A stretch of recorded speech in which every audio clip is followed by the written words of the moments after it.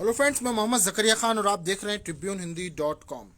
जैसे कि आपने देख लिया होगा, मैं फेसबुक लाइव कर रहा हूं और ये लाइव मैं बहुत दिनों बाद कर रहा हूं। उसकी वजह साफ है, आज प्रधानमंत्री नरेंद्र मोदी ने तीनों कृषि कानूनों को वापस लेने का ऐलान किया है। सवाल ये उठता है कि क्या मोदी सरकार किसानों के आंदोलन से डर गई है? क्या प्रधानमंत्री नरेंद्र मोदी पिछले कुछ दिनों में अभी जो उपचुनाव हुए हैं उनकी हार के बाद और जनता के अंदर इन तीनों कृषि कानूनों को लेकर जो रोष था, जो किसान आंदोलन कर रहे थे, वो अन्नदाता जो आंदोलन कर रहे थे, उनके इस लंबे आंदोलन के डर के बाद इन कानूनों को वापस लिया गया है? सवाल ये उठ रहा है। हाल फिलहाल में देखा गया कि जब ये कानून मोदी सरकार ने पारित किया था, कृषि कानून नए बनाए थे, तो इन तीनों कानूनों के जब विरोध शुरू हुआ तो बड़ी संख्या में भाजपा नेताओं, सांसदों और बीजेपी से संबंधित लोगों के द्वारा किसानों को लेकर अनर्गल टिप्पणियां, बयानबाजियां सामने आ रही थी। इसमें एक टिप्पणी यह भी थी कि किसानों को कभी खालिस्तानी कहा जाता, कभी किसानों को गुंडा कहा जाता। खुद प्रधानमंत्री नरेंद्र मोदी ने अपने एक भाषण में किसानों के लिए आंदोलन जीवी जैसे शब्द का भी उपयोग किया था। अब सवाल ये उठता है कि क्या आने वाले जो चुनाव हैं, विधानसभा चुनाव हैं, जो जिसमें उत्तर प्रदेश, पंजाब, उत्तराखंड, मणिपुर और गोवा, ये 5 बड़े अहम राज्य हैं। इन 5 राज्यों में हार का डर मोदी सरकार के अंदर समा रहा है। सवाल इसलिए भी जायज है कि देखा गया कि अभी जब उपचुनाव हुए तो उसमें भारतीय जनता पार्टी की भारी करारी हार हुई। हिमाचल प्रदेश में देखा गया कि सारी सीटों में कांग्रेस की जीत हुई थी। वहीं महाराष्ट्र और अन्य राज्यों में भी बीजेपी की करारी हार हुई थी। मध्य प्रदेश इकलौता एक राज्य था जहां पे बीजेपी को कुछ सफलता मिली थी। अब सवाल ये उठता है कि क्या इस असफलता को देखते हुए, क्योंकि पेट्रोल डीजल के जब रेट अभी बढ़ना चालू हुए, चीज़ों के महंगाई बढ़ना चालू हुई, हर चीज़ की जब कीमतें बढ़ना चालू हुई, जिसका जो नाता है सीधे लोगों की जेब से है, लोगों की रसोई का खर्च महंगा हो गया, आपके घरेलू जो रसोई गैस है उसके रेट बढ़े, इन सब चीज़ों का असर दिखने लगा था। अब लोग कब तक हिंदू मुस्लिम की डिबेट में, कब तक हिंदू मुस्लिम की नफरती टीवी डिबेट में, तो टीवी में हम देखते हैं कि न्यूज़ में खूब हिंदू मुस्लिम किया जाता है, लोगों के अंदर नफरत पैदा की जाती है, जिसके कब तक लोग इस पे उलझे रहेंगे? आखिर कभी ना कभी उन्हें अपने जेब का खर्च देखना ही होता है। लोगों के बच्चे स्कूल में पढ़ते हैं, लोगों के और भी दूसरे खर्चे होते हैं, घर में रसोई का खर्च होता है, शादियां होती हैं। अब चूंकि 2 साल से लॉकडाउन झेल रहे थे लोग, अब एकदम से शादियों का सीज़न आ रहा है। ऐसे में सब्जियों की बढ़ती कीमतें, आपके राशन की बढ़ती कीमतें, हर चीज़ की कीमत दुगनी हो गई है। अगर आप मेडिकल की शॉप पे जाते हैं तो मेडिकल शॉप में जो दवाई पहले मान लीजिए 30 या 40 रुपए का उसकी स्ट्रिप आती थी, और वो सीधे 60-70 रुपए की आती, डबल रेट।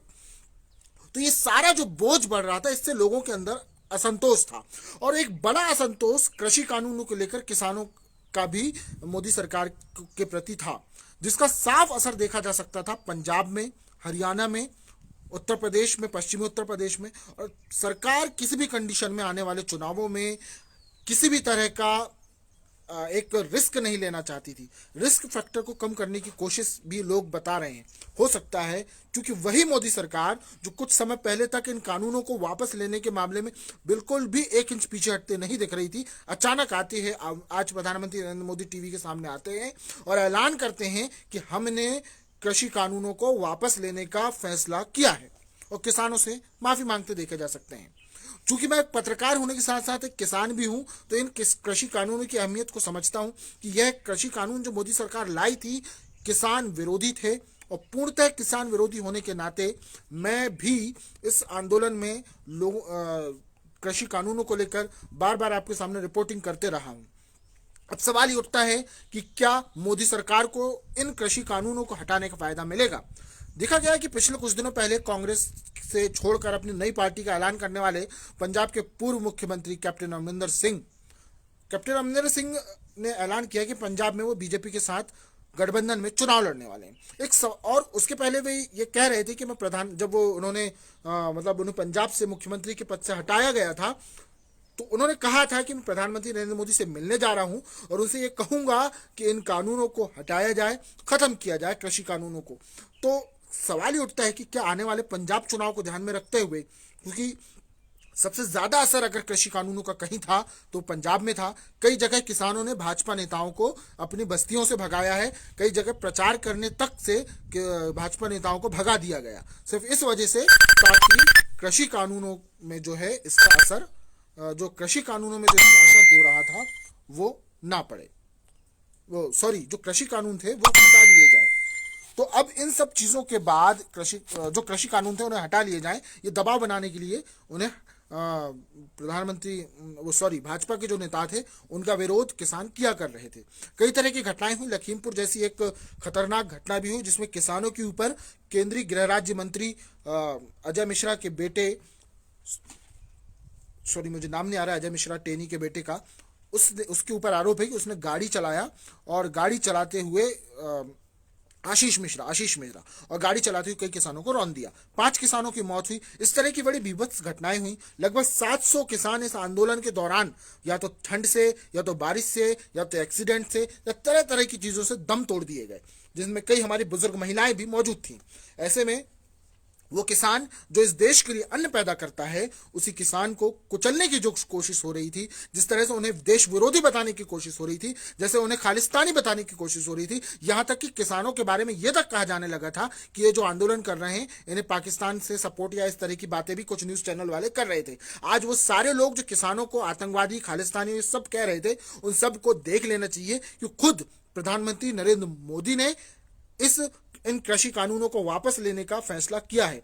अब वो लोग सवाल उनसे है कि जो किसानों को ये सब कह रहे थे वो कहां हैं, वो किस मुंह से किसानों को देश विरोधी बताने की कोशिश कर रहे थे।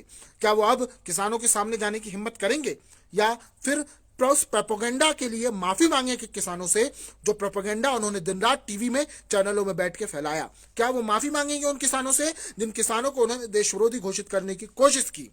तो ये सारी चीज थी जो मैं आपसे सारी बातें थी जो मैं आपसे कहना चाहता था। tribunehindi.com में आप मेरा ये वीडियो देख रहे थे। वीडियो अगर आपको पसंद आए तो लाइक करें, शेयर करें और यूट्यूब पर अगर देख रहे हैं तो हमारा चैनल सब्सक्राइब करें। फिर मिलेंगे। जय हिंद, जय भारत।